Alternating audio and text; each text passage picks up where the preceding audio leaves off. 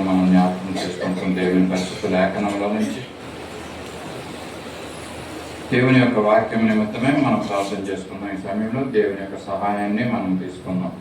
మన మధ్య ఉన్నటువంటి హవేలాపేట గారు ముందుకు వచ్చి దేవుని యొక్క వాక్యం నిమిత్తమే ప్రార్థించవలసిందిగా కోరుచున్నాం.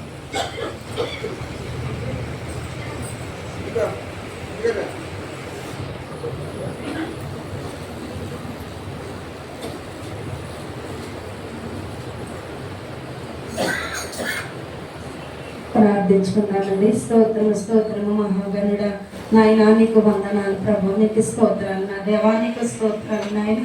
ఏ మంచి యోగ్యత అర్హత మాలో లేకపోయినప్పటికీ ప్రభా, నీ విచిత్రమైన కృపా కనికరాలు బట్టే నాయన, నీ సన్నిధిలో నిలబెట్టిన విధానాన్ని బట్టి నీకు వందనాలు తండ్రి. నాయన దేవానికి స్తోత్రాలు ప్రభా. వాక్యం నాయన ప్రతి దినము ప్రభు మమ్మల్ని ఎన్నోసార్లు మేము చేసే తప్పుల్ని సరి చేస్తున్న ప్రభు నాయన, మేము వెనక్కి తిరిగి మళ్ళీ నాయన పాపంలో మేము పడిపోచున్నామేమో ప్రభు, మమ్మల్ని దయతో క్షమించండి దేవా. నాయన తెలుసో తెలియకో చేసిన ప్రతి బిడ్డనైనా ఏ తప్పు చేసినా ప్రభా నాయన, ఆ బిడ్డల్ని దయతో క్షమించండి నాయన. మాట ద్వారా, నడక ద్వారా, చూపు ద్వారా ప్రభా, ఏ మాట నాయన వాళ్ళు నాయన ఎదుటి వాళ్ళని బాధ కలిగించే విధంగా వాళ్ళు మాట్లాడిన ప్రభా, దయతో వాళ్ళని క్షమించమని నీ సన్నిధిలో అడుగుచున్నాం ప్రభా. వాక్యం ఎన్నోసార్లు మమ్మల్ని గద్దిస్తుంది నాయన, కానీ మా జీవితాలు మేము సరి చేసుకోలేకపోతున్నాం ప్రభా. జీవమైన దేవుడు అని ప్రభా, మేము ఇక్కడ చనిపోతే మాకు రాజ్యం ఇది శాశ్వతం కాదని తెలిసి కూడా ప్రభా, అసూయ ద్వేషం నాయన మాలో ఉంచుకొని నాయన మేము బయటకు నాయన నవ్వుతూ నటిస్తున్నామేమో ప్రభా, మమ్మల్ని క్షమించండి దేవా. నీకు వందనాలు నాయన. నాయన ఐక్యతగా నాయన, అసలు నాయన ఒక సంఘంగా నాయన స్త్రీగా నాయన నువ్వు సంఘాన్ని పెట్టి ఉన్నావు నాయన, వధువుగా నువ్వు ఉన్నావని మేము నమ్మి నాయన నిన్ను నాయన వెంబడిస్తున్నాం ప్రభా. నాయన నీలో బ్రతికే బ్రతుకులు మాకు దయచేయండి ప్రభా, యథార్థత మాలో దయచేయండి ప్రభా. దేవానికి వందనాలు. ఈ పెరగడ గ్రామంకు ప్రభా నాయన నువ్వు ఇచ్చిన సన్నిధిని బట్టి నీకు వందనాలు నాయన. నేను ఈ ప్రణాళికలో ఎప్పుడో నీ సన్నిధి, నీ సంఘం ఇక్కడ ఉండాలని నీ చిత్తంలో ఉన్నది ప్రభా. ఇక్కడ బిడ్డలందరూ దాన్ని గ్రహించి నాయన నీ సన్నిధికి రావడానికి నాయన నువ్వు ద్వారాలు తెరవండి నాయన. రానున్న రోజుల్లో నాయన ఈ ఊరిని నాయన ఇంకా అభివృద్ధి చేసి నాయన అనేక మంది ప్రభా నాయన ఇచ్చేట వారు గ్రహించి లేకపోయినా తండ్రి, బయట వాళ్ళు ఎన్నో మంది వచ్చి నీ మందిరం 1000 కంటే మించే మందిరంగా ఉంటుందని మేము నమ్ముచున్నాము తండ్రి. నాయన దేవానికి వందనాలు. వాక్యం దినదినము చెప్పుచుండగా కూడా నాయన ఎంతో మంది నాయన దాని లోతును తెలుసుకోకుండా నిర్లక్ష్యపరుస్తూ నాయన బిడ్డలను మాత్రం నాయన హెచ్చరించట్లేదు ప్రభా. మా బిడ్డలను మేము సరి చేసుకోకపోతే ఎవరు సరి చేస్తారు నా తండ్రి? వాళ్ళ ప్రేమతో నాయన నీ సన్నిధికి తీసుకొచ్చే జ్ఞానాన్ని మాకు దయచేయండి ప్రభా. మా బిడ్డలైతే నీ సన్నిధిలో ఎలా అయితే నాయన నిలబెట్టి ఉన్నావో ప్రభా, ఈ చుట్టుపక్కల ఉన్న నాయన బిడ్డలందరూ యవనస్తులు నాయన నీ సన్నిధికి వచ్చే మార్గాలు నువ్వే సరళం చేయండి నాయన ప్రభా. నాయన నీ చిత్తం లేనిదే నీ సన్నిధికి ఎవరు రారని నీ వాక్యం సెలవిస్తుంది ప్రభా. నీ ఆజ్ఞ లేనిదే అది జరగదు నాయన. మేము ఎంత నాయన మేము సతమతమైన ప్రభా నాయన నీ చిత్తంలో ఉన్న వాళ్ళు నీ సన్నిధిలో ఆహ్వానితులు. మేము ఎక్కడో పుట్టాము నాయన, ఎక్కడో పెరిగాం ప్రభా నాయన. ఇది మా ఊరు కాకపోయినా నాయన నువ్వు మమ్మల్ని ఇక్కడికి రప్పించబట్టి ఇది నీ ప్రణాళికలో ఉన్నది నా తండ్రి. నాయన దేవానికి వందనాలు. ఇక్కడ ఉన్న నాయన బిడ్డలందరినీ మీరు లేవనెత్తండి ప్రభా. నాయన వాళ్ళ బిడ్డలను కూడా నీ సంఘంలో వాడుకోండి నాయన. వాక్యాల ద్వారా నాయన అయ్యగారులు ఎన్నోసార్లు హెచ్చరిస్తున్నారు నాయన తల్లిదండ్రుల మాటలు వినకుండా బిడ్డలు ఉన్నారేమో ప్రభా. నాయన బిడ్డలు నాయన తల్లిదండ్రులకు లోబడే బిడ్డలుగా ఆ బిడ్డల్ని చేయండి ప్రభా. ఈ వాక్యం ఆహారం నాయన ఆ బిడ్డల వరకు చేరి ప్రభా. ఈ భూమి మీద ఏది మాకు శాశ్వతం కాదని బిడ్డలు గ్రహించే జ్ఞానాన్ని దయచేయండి ప్రభా. దేవానికి వందనాలు. ఎంతో మంది తల్లులు ప్రభా నా బిడ్డలు ఇక్కడ ఉండాలని ఆశపడుచున్నారేమో నాయన. అలా ఆశని నాయన నువ్వు తృప్తిపరచిన ప్రభా. ప్రతి ఒక్కరు అందరూ నీ బిడ్డలే ప్రభా. అందరినీ ప్రేమించే మనసులు దయచేయండి నాయన. నాయన నువ్వు ఆకాశాన్ని భూమిని అందరికీ సమానంగా ఇచ్చిన్నావు ప్రభా. నిన్ను ఎరిగి కూడా మాలో సమానత్వం లేకపోతుంది ప్రభా.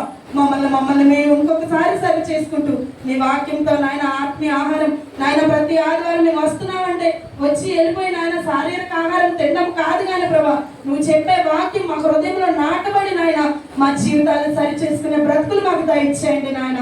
దేవానికి వందనాలు. మాలో ఇంకా ఏమైనా లోపాలు ఉంటే దయతో క్షమించండి నాయన. నీ రక్తం నాయన ఎంతో మా కొరకే నువ్వు చిందించును. తెలిసి కూడా మేము ఎన్నోసార్లు పాపంలో పడిపోయినాం. మమ్మల్ని దయతో క్షమించండి నాయన. నాయన ఇంట్లో పెద్దవాళ్ళకి లోబడి బ్రతుకులు మాకు దయచేయండి ప్రభా. దేవానికి స్తోత్రాలు. సంఘంలో గలిబిలి పెట్టే నాయన దురాత్మలు నువ్వు సంఘం నుంచి తీసివేయండి ప్రభా. వాళ్ళ వచ్చే ప్రతి ఒక్క గలిబిల్ని తీసివేయండి ప్రభా. మా నోట నుంచి మంచి మాటలు, ఆత్మీయ మాటలు, ఆదరణ కలిగించే మాటలు, ఒక్కొక్కరిని బలపరిచే మాటలే మాలో రావాలి ప్రభా. నువ్వు ప్రేమ పూర్వుడు కాబట్టి మేము ప్రేమ కలిగి ఉండేటట్లు సహాయం చేయండి. ఎవరైనా మమ్మల్ని ఏమైనా తగ్గించుకుని తిరిగి మేము మాట్లాడకుండా మా నోటికి తాళం వేయమని మిమ్మల్ని అడుగుచున్నాం తండ్రి. మాలో ఉన్న కోపాన్ని ఏమైనా ఉంటే తగ్గించండి, మాలో గర్వం ఉంటే తగ్గించండి ప్రభా. నాయన ఆత్మ ఫలాలు పొందే భాగ్యాలు మాకు దయచేయమని మిమ్మల్ని అడుగుచున్నాం ప్రభా. దేవానికి వందనాలు నాయన. నీకే స్తుతులు స్తోత్రాలు చెల్లిస్తున్నాం. వాక్యం ద్వారా మరొకసారి మమ్మల్ని హెచ్చరించి అది మా కొరకే అయితే మీరు సరి చేసుకునే బ్రతుకులు మాకు దయచేయమని నజరేయుడైన యేసు శక్తి గల నామంలో ఈ చిన్న ప్రార్థన మీకు సమర్పించున్నాము తండ్రి.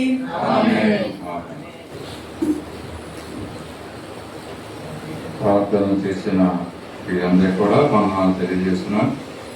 సమయంలో మరి దేవుని యొక్క వాక్యం కొంత సమయం ధ్యానం చేద్దాం. సమయం నేను చూశాను. ఈరోజు కార్యక్రమం మొదలు పెట్టడానికి కొంచెం ఆలస్యం అయింది. చాలామంది లేటుగా వచ్చి ఉన్నారండి. దానివల్ల మన కార్యక్రమం కూడా లేట్గా మొదలు పెట్టాం. ఓపికతో దేవుని యొక్క మాటలు, కొన్ని మాటలు నేను క్లుప్తంగానే దేవుని మాటలు తెలియజేస్తాను. మరి గడిచిన వారం దినాలలో నుంచి మరి మనము సంఖ్యల గురించి ధ్యానం చేస్తున్నాం. ఆ సంఖ్యల్లో దేవుని పరిశుద్ధ గ్రంథంలో ఉన్నటువంటి సంఖ్యలకు ఇచ్చినటువంటి ప్రాధాన్యత దేవుడు ఒక్కొక్క సంఖ్య గురించి బైబిల్లో రాసి ఉంచి ఉన్నాడండి. 6 సంఖ్యల వరకు కూడా మనము క్లుప్తంగానే కొన్ని విషయాలు మాత్రమే ధ్యానం చేస్తున్నాం. ఈ దినం 7వ సంఖ్య గురించి మనము ధ్యానం చేద్దాం. కొన్ని మాటలు, క్లుప్తమైన మాటలు తెలియజేస్తాను, విస్తరించి నేను మాట్లాడను. 7వ సంఖ్య మీద బైబిల్లో ఎక్కడెక్కడ వాక్యాలు ఉన్నాయో ఆ రెఫరెన్సెస్ కూడా తీసి మీకు తెలియజేస్తాను కనుక మీరు ఈ మాటలు జాగ్రత్తగా విని రాసుకున్నవాడు రాసుకునేవచ్చు. ఆదికాండము 2వ అధ్యాయము 2వ వచనంలో మనం మొట్టమొదటిగా 7వ సంఖ్య గురించి మనం చూస్తాం. మనందరికీ తెలిసిన వాక్యమే. 6 దినాలు దేవుడు కష్టపడి పనిచేశాడు. మనుషులను కూడా కష్టపడి పనిచేయమన్నాడు 6 దినాలు. 7వ దినమున విశ్రాంతి దినం. అది దేవుడు కూడా విశ్రాంతి తీసుకుంటున్నాడు. మనల్ని కూడా 7వ దినమున విశ్రాంతి తీసుకోమని అన్నాడు. ఆ విశ్రాంతి మన మందిరానికి వచ్చి ఆదివారం దినమున మందిరంలో ఉండి మన శరీరాలకైతే విశ్రాంతి, మన ఆత్మలకైతే చక్కని మాటలు, ఆహారము ఇక్కడ ఉంటుంది కనుక ఆ మాటలు మనం ఆదివారం దినమున దేవుని యొక్క వాక్యమును తీసుకుని మనం తృప్తి చెంది మన గృహాలకి మనం వెళ్ళే పని ఈ యొక్క 7వ దినమున చేయాలి. పోయిన వారం చెప్పాను కదండి, 7వ దినమున దేవుడు విశ్రాంతి తీసుకున్నాడు కదండి. 6 దినాలు కష్టపడి పనిచేసి. అయితే దేవుడు అంట ఆ దినం కూడా విశ్రాంతి తీసుకోలేదంటండి. దేవునికి విశ్రాంతి అక్కర్లేదు కదా. 7వ దినం ఏం చేశాడంటే దానిని ఆశీర్వదించి 7 విశ్రాంతి దినం ఆయన ఆశీర్వదించాడంట. మరి ఎక్కడ ఉందో చూడండి ఆ మాట. 7వ దినమున ఆశీర్వదించి పరిశుద్ధపరిచాను. చూడండి, 7 దినాన్ని ఏం చేశాడంటే ఆయన విశ్రాంతి తీసుకోలేదు కానీ విశ్రాంతి దినాన్ని ఆశీర్వదించాడంట, దాన్ని పరిశుద్ధపరిచాడంట. అటువంటి పరిశుద్ధ దినాన్ని మనం ఏమాత్రం కూడా నెగ్లెక్ట్ చేయకూడదు. విశ్రాంతి దినాన్ని ఆయన ఆశీర్వదించాడు. పరిశుద్ధ దినాన్ని ఆశీర్వదించడం కాదు కానీ ఇదిగో మనలందరినీ కూడా ఆ దినాన్ని ఆశీర్వదిస్తున్నాడంట. దేవుని మందిరంలోకి వచ్చిన వాడు హల్లెలూయా చెప్తాం. హల్లెలూయా. ఆ ఆశీర్వాదాలు మీకు కావాలంటే ఆదివారం దినం 7వ దినమున మందిరంలోకి రావాలి. మీరు పోగొట్టుకోవాలనంటే మందిరానికి రావాల్సిన పని లేదు. మేము మీ పనులతోటి బిజీగా ఉండొచ్చు. రండి. మళ్ళా దేవుడు ఎందుకో తెలియజేస్తున్నాడు, మనకొచ్చే ఈ బాధలు, కష్టాలు అండి, శ్రమలు ఇవి ఎందుకు వస్తున్నాయంటే మనం ఆశీర్వాదం పొందలేకపోతున్నాం దేవుని దగ్గర నుంచి. ఆదివారం దినాన్ని దేవుని కొరకు దాన్ని కేటాయించలేకపోతున్నాం కనుక మనము ఈ శ్రమల్లో, బాధల్లో, మరి విపత్తుల్లో, వాటిల్లో మనము మునిగి తేలుతా ఉంటున్నామండి. దాంట్లో విశ్వాసులుగా మనకు తెలుసు, బాగా విశ్వాసం ఉన్న వారికి ఎన్ని శ్రమలు వచ్చినా కూడా వాళ్ళు విడిచిపెట్టరు, పరిశుద్ధ జనాన్ని విడిచిపెట్టరు, దేవుణ్ణి విడిచిపెట్టరు. కానీ మరి కొంతమందికి సగం సగం తెలిసిన వాడికి చెప్పే మాట ఏంటంటే, పరిశుద్ధ దినాన్ని నిర్లక్ష్యం చేయకూడదు. దాన్ని నిర్లక్ష్యం చేయడం వల్ల దేవుని ఆశీర్వాదాలు పోగొట్టుకుంటాం. ఇది అందరికీ నిజం. ఆదివారం దినాన్ని అశ్రద్ధ చేయడం వల్ల ఆ ఆశీర్వాదాలు పోగొట్టుకుంటున్నామని ఈ యొక్క ఉదయకాల సమయంలో దేవుడు మనకి తెలియజేస్తున్నాడు. 7వ దినము, 7వ సంఖ్య గురించి మనం ధ్యానం చేస్తున్నాం. 7వ దినము ఏ దినం అండి? ఇది విశ్రాంతి దినము, పరిశుద్ధ దినము, లేక ఆదివారము. ఈ దినాల్లో 7వ దినము. మరి ఒక మాట్లాడుతాం 7వ దినం గురించి. నిర్మాకాండము 12వ అధ్యాయము 15వ వచనములో ఒక మాట ఉంది. 7వ సంఖ్య గురించి. 7 దినములు పులియని రొట్టెల పండుగను చేసుకోవాలి. చాలండి. మీ ఇండ్లలో నుండి పొంగనిది పారవేయవలెను. మొదటి దినమున 7వ దినము వరకు పులిసిన దానిని ప్రతి మనుషుడు కొట్టివేయబడిన. చూడండి, ఇక్కడ 7వ దినముకి ఇస్తున్నటువంటి ప్రాధాన్యత. నిర్మాకాండము 12వ అధ్యాయము 15వ వచనం. 7 దినములు పులియని రొట్టెల పండుగను చేసుకోవాలి. ఇశ్రాయేలుకి ఇచ్చినటువంటి కట్టడ అండి. ఇశ్రాయేలు ఐగుప్తు నుంచి బయటికి వస్తున్నప్పుడు వాళ్ళని పస్కా పండుగను ఆచరించమన్నాడండి దేవుడు కదండి. గొర్రె పిల్లను వధించి అండ్ రక్తాన్ని గుమ్మముల నిలువ కమ్మి మీద, అడ్డు కమ్మి మీద ప్రోత్సహించి ఆ యొక్క గొర్రె పిల్ల మాంసాన్ని పొంగని రొట్టెలను తినమన్నాడండి ఆ రోజు కదా. ఇంకా ఏ విధంగా తినాలో మరి అయ్యగారు మనకు చెప్పారు. నడుముకు దట్టి కట్టుకుని, చేతితో కర్ర పట్టుకుని అండి త్వరపడుతూ దాన్ని తినాలనేసి అయ్యగారు చెప్పారు. ఇప్పటికీ కూడా నాకు అది జ్ఞాపకం ఉంది. ఈ యొక్క వాక్యాన్ని నేను ధ్యానం చేస్తున్నప్పుడు దేవుడు దాన్ని జ్ఞాపకం చేస్తున్నాడు. ఏం చేయాలండి? 7 దినములు పులియని రొట్టెల పండుగని చేసుకోవాలంట అండి. 7 దినాలే చెయ్యాలి పులియని రొట్టెల పండుగ. 8వ దినం చేస్తే అవ్వదు, 6 దినాలే చేస్తే అవ్వదు. కానీ దేవుడు ఒక కట్టడ 7 సంఖ్యకి ఇస్తున్నటువంటి ప్రాధాన్యత అక్కడ. మరి మొదటి దినాన్ని పస్కా పండుగ ముందుని ఏం చేయాలంట?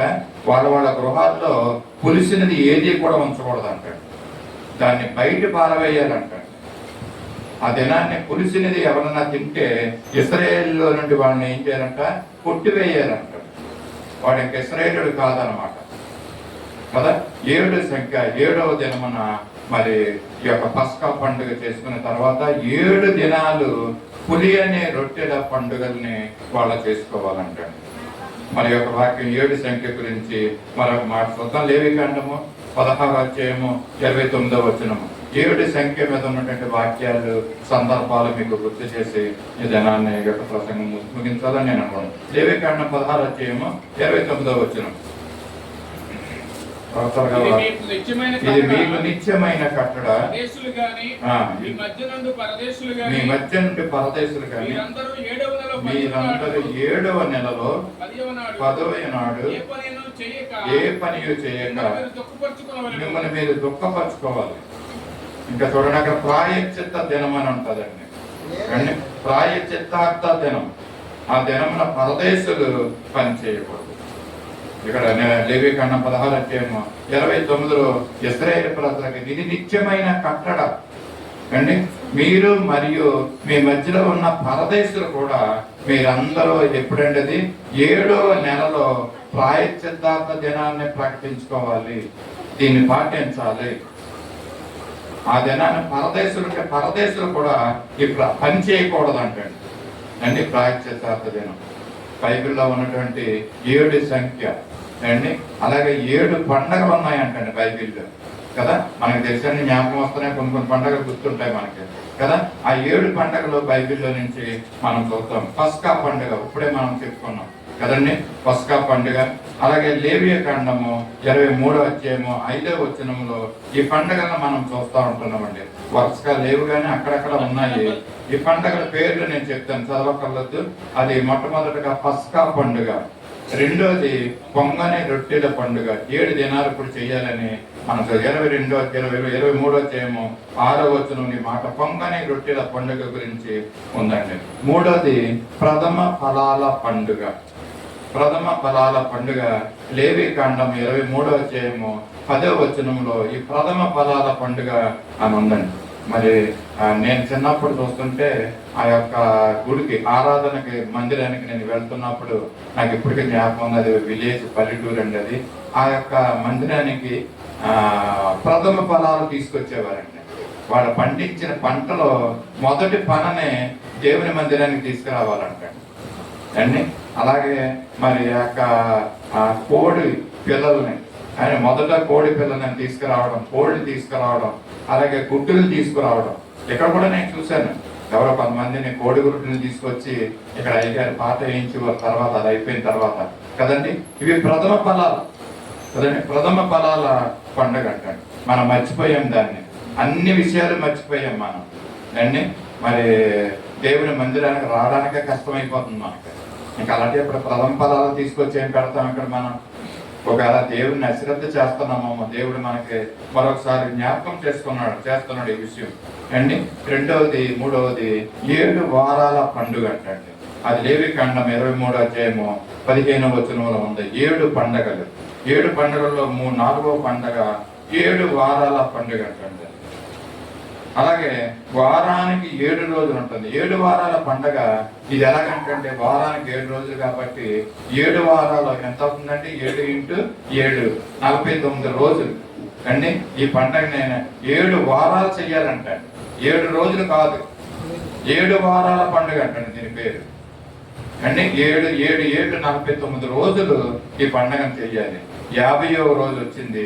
ఆ 50వ రోజు నూతన నిబంధనలో పెంతుకొస్తు పండగ అంటే దీన్ని 7 వారాల పండగ అని పాత నిబంధనలో ఉంటే, మరి క్రొత్త నిబంధనలో 49 రోజులు అయిన తర్వాత 50వ దినాన్ని పెంతుకొస్తు పండగ క్రొత్త నిబంధనలో మనం చూస్తున్నాం.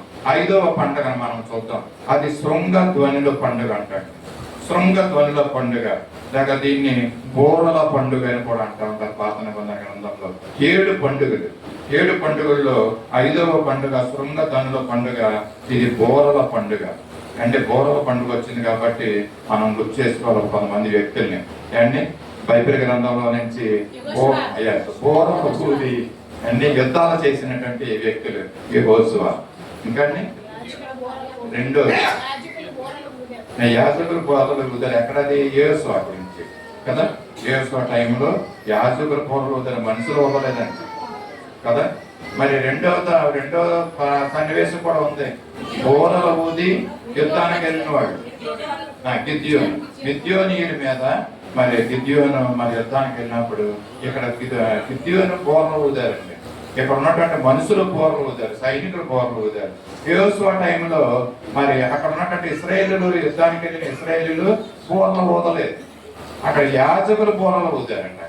అక్కడ జ్ఞాపకం ఉంచుకోవాలి. ఈ యొక్క బోరల గురించి సందర్భం వచ్చింది కాబట్టి బోరల పండుగ, శృంగ ధనుల పండుగ. ధనులు చేస్తూ ఉంటారు అన్నమాట అండి. లేవి కాండం 23వ అధ్యాయము 24వ వచనంలో ఈ బోరల పండుగ గురించి, శృంగ ధనుల పండుగ గురించి ఉంది. 6వ పండుగ ప్రాయశ్చిత్తార్థ పండుగ అంటే ఇది మనుషులు తమ యొక్క ప్రవర్తనలు, తన యొక్క హృదయాలు, శరీరాన్ని ప్రొమ్మరించుకునే మరి పండుగ అంటండి. అక్కడ ప్రాయశ్చిత్తార్థ పండుగ అంటే ఆ దినాన్ని కడగబడాలంటండి, దేవునిలో నడవాలడానికి అంటే దేవుని యొక్క స్వారూప్యంలో రావడానికి, ఆయన పోలికగా జీవించడానికి ఈ ప్రాయశ్చిత్తార్థ పండుగ చేయాలంటండి అక్కడ. ఇది 6వ పండుగ. ఇది లేవి కాండం 23వ అధ్యాయము 27వ వచనంలో ఈ ప్రాయశ్చిత్తార్థ పండుగ అన్న మాటని మనం అక్కడ చూడొచ్చు. ఆఖరుగా 7వ పండుగ ఇది పర్ణశాలల పండుగ అండి. అంటే ఈ మాట మనం విన్నాం, పర్ణశాలల పండుగ అని. అంటే కొంతమంది బయట కూడా కొంతమంది మినిస్ట్రీస్ వారు పర్ణశాలల పండుగలను చేస్తూ ఉంటారు. అండ్ ఇంకా బైబిల్ లేని గుడారాల పండుగని మరి హోసన్న మినిస్ట్రీస్ వారు చేస్తూ ఉంటారు. ఈ పర్ణశాలల పండుగ లేవి కాండంలోని 23వ అధ్యాయము 33వ వచనంలో ఈ మాటను చూడొచ్చండి. పర్ణశాలల పండుగ ఏంటి? ఇంతకీ ఈ పర్ణశాల ఏంటి అని అంటే అది పరలోకం అండి. పరలోక రాజ్యం గురించి ఈ పర్ణశాల అండి, హెవెన్లీ పర్ణశాల ఏంటంటే అది పరలోకం అని మనము జ్ఞాపకం చేసుకోవాలి. 7 పండుగలు బైబిల్లో నుంచి 7 సంఖ్య గురించి మనం ధ్యానం చేస్తున్నాం. 7 గురించి మనం చూద్దాం. 7 సంఖ్య గురించి మరొక మాటని నిర్మాకాండము 35వ అధ్యాయము 12వ వచనము నుంచి 16వ వచనము వరకు మనం చూస్తాం. దాంట్లో ఏంటంటే ఇందాక 7 పండుగలు చూసాము.